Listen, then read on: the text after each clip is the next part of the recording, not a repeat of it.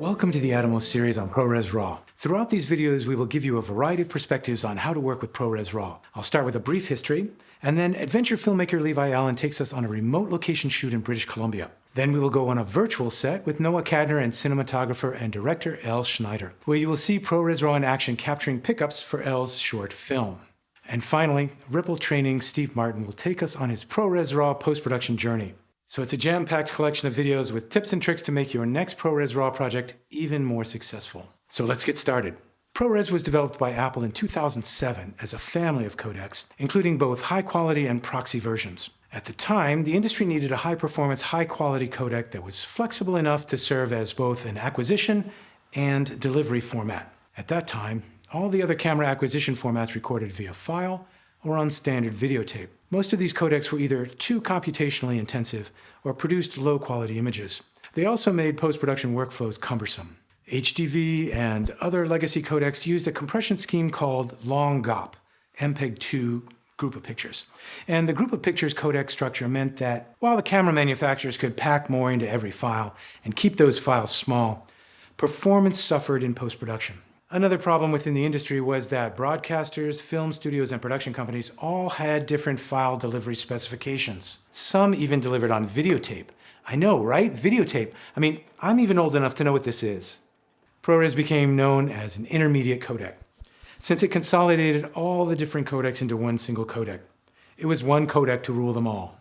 And this was for a good reason, because ProRes had so many benefits. It is a high-quality, flexible codec that preserves all the original detail in the original camera file. Additionally, due to the ProRes iframe structure, it created an exceptionally high-performance post-production experience. You see, iframes contain an entire image. They are coded without reference to any other frame, whereas a GOP file records one iframe and then contains multiple frame references to that frame.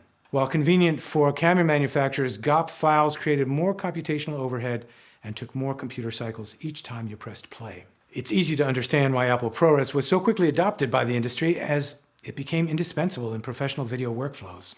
The team at Atomos recognized the significance of ProRes and worked to develop new products like the Ninja and Shogun to catapult ProRes adoption, and it really did. Atomos products democratized the industry, bringing ProRes to non-traditional video cameras like DSLRs. This opened more possibilities for creators to capture content with more affordably priced cameras capable of recording high-quality, pristine ProRes using Atomos gear. Recording onto small, fast hard drives and coupled with the Atomos high-quality monitors, the workflow became a creator's dream combination. As the technology for camera sensors advanced, more people wanted to shoot with all the image data they could get. That meant moving to RAW. And ProRes RAW was developed to provide yet another option for creators. Recording RAW means that you're recording directly from the sensor with pristine RGB pixel information and full 16-bit color accuracy, no processing. And that means you have more control of the image in post-production. When you record RAW camera data as ProRes RAW, you're preserving the original RGB pixel data and then debayering the data in real time every time you hit play. That used to take so much computing power that it was not very much fun. But because of the way ProRes is designed, with ProRes RAW, you get great ProRes performance with the flexibility of RAW. So what can you actually do with all that extra RAW data? A lot, as it turns out. What are some of the things that you would love to be able to fix in post from your last shoot? Maybe you were moving a little too fast between camera setups, or the light changed while you were shooting and you didn't accommodate for that. Generally, the two main things you can control in post-production are ISO, or exposure, with some fine-tuning for exposure offset, and color temperature. Perhaps you didn't stop and white balance again when you move between different lighting setups and daylight. Or maybe, during the best take, the light shifted from sunny to overcast. You can really push the color grading to the limits with ProRes RAW and recover detail in the highlights and the shadows. Some cameras, like the Z-Cam, have a higher dynamic range sensor, allowing you to get up to 16 stops of exposure, an amazing accomplishment for an inexpensive camera. Apple ProRes files are smaller and easier to manage than ProRes 4x4.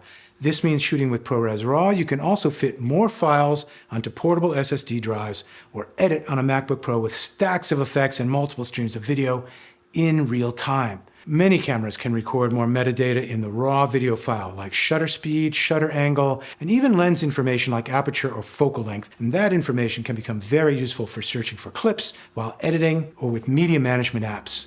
And finally, capturing RAW, you can record the full capabilities of the camera sensor up to a 5.9K frame size using existing Atomos recorders and up to 8K from the Ninja 5 Plus. Even if you deliver lower frame rates in 2K or 1080, capturing a larger frame size means you can crop and reframe your images to give you more options in post.